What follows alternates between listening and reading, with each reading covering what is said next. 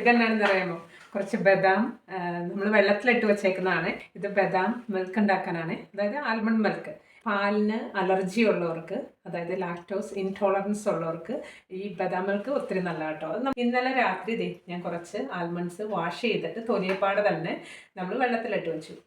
വെള്ളം ഊറ്റിക്കളഞ്ഞിട്ട് ഇങ്ങനെ നമ്മളൊന്ന് തെന്നിച്ച് കൊടുക്കുമ്പോഴത്തേനും ഇതിൻ്റെ തൊലി അങ്ങ് വിട്ടുപോരും. ഈ പാകത്തിനാക്കി എടുക്കാം കേട്ടോ. ഇതുപോലെ തൊലി കളഞ്ഞ് ഇവിടെ എടുത്ത് വെച്ചേണ്ട കേട്ടോ.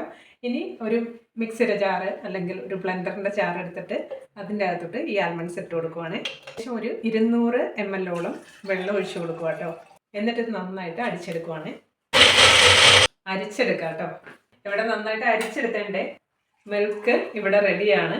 ഈ ആൽമണ്ട് മിൽക്ക് വെച്ചിട്ട് ഒത്തിരി ഉപയോഗമുണ്ട് കേട്ടോ. നമ്മൾ പശുവിൻ പാല് എങ്ങനെ ഉപയോഗിക്കുന്നു അതുപോലെ തന്നെ ഈ പാലും നമുക്ക് ഉപയോഗിക്കാവുന്നതല്ലേ. ചായക്കാണെങ്കിലും കാപ്പിക്കാണെങ്കിലും പിള്ളേർ സീരിയൽസ് കഴിക്കുമ്പോൾ ആൽമണ്ട് മിൽക്സ് കൊടുക്കാം. അതുപോലെ തന്നെ സ്മൂതി ഉണ്ടാക്കാൻ, അങ്ങനെ ഒത്തിരി ഉപയോഗമുണ്ട്. ഈ പാല് ഇതുപോലെ തന്നെ കുടിക്കുന്നതും നല്ലതാണ്. ഉണ്ടാക്കി കഴിഞ്ഞിട്ട് ഒരു ഗ്ലാസ് ജാറിൽ അടച്ച് നമുക്ക് ഫ്രിഡ്ജിൽ ഒരു 2 to 3 days വരെ ഇങ്ങനെ തന്നെ വെക്കാം കേട്ടോ. അപ്പം നമ്മൾ ഉണ്ടാക്കുമ്പോൾ ചെറിയ ക്വാണ്ടിറ്റിയിൽ ഉണ്ടാക്കാൻ നോക്കുക. അപ്പം ഈ വീഡിയോയും എല്ലാവർക്കും ഉപകാരപ്പെട്ടു എന്ന് വിചാരിക്കുന്നു. Thank you.